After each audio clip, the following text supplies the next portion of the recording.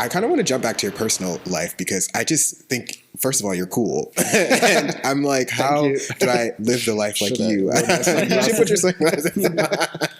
We have to have that moment. Yeah.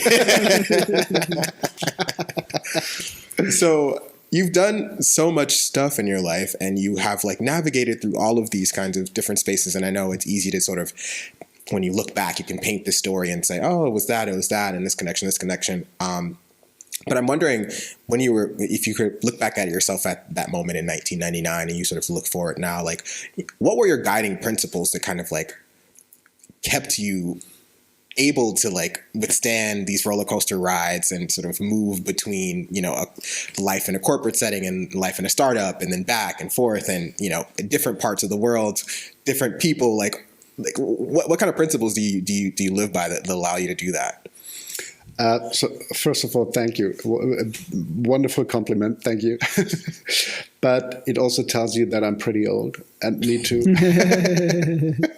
I just turned 50. I mean, it's something that is completely insane. If I think about that, the story that I started to tell you were actually starting when I was in my late 20s. But that's what's happening if you're doing stuff for a while.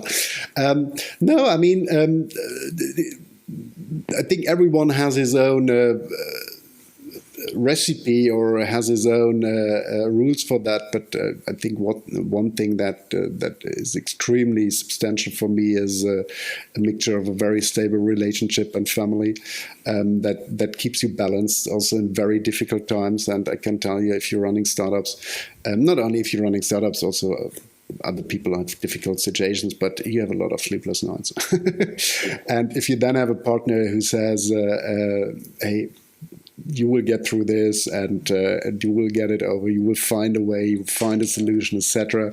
And you know what? If it doesn't work out whatsoever, I mean, we will have a glass of champagne and then life will goes on.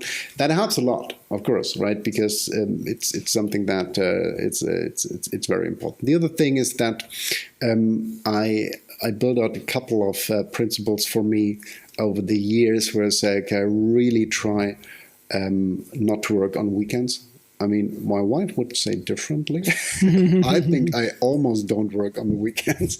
No, but there are these guys who running to the office also on Sundays and so on. And I really try to spend these 2 days with my wife and somewhere in nature in the countryside with a new dog now and so on and so forth. So really try to balance. And what keeps me running is a mixture of excitement, naivety. It's something that also is a vanity, of course. I mean, it's something.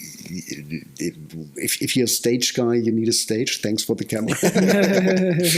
And let's see how long I still do that. And and I have this. It's an attitude that has a good and a bad side, as many skills probably have. But I have a very patient way of going to stand things and periods and 9/11, and I mean, I remember 2001, 2002, 2003, 2.5 years. There were really.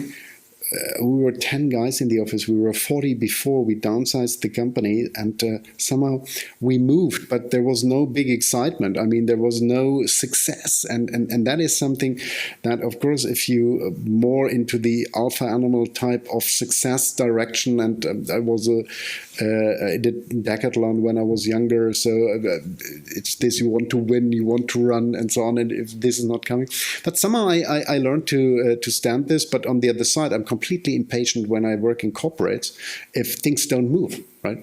And that is what always brought me back to the startup, and that I said, okay, come on.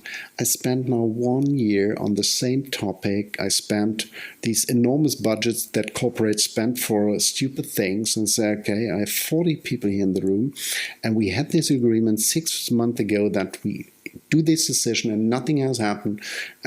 Come on. I go and do my own company and take the risk again to fail.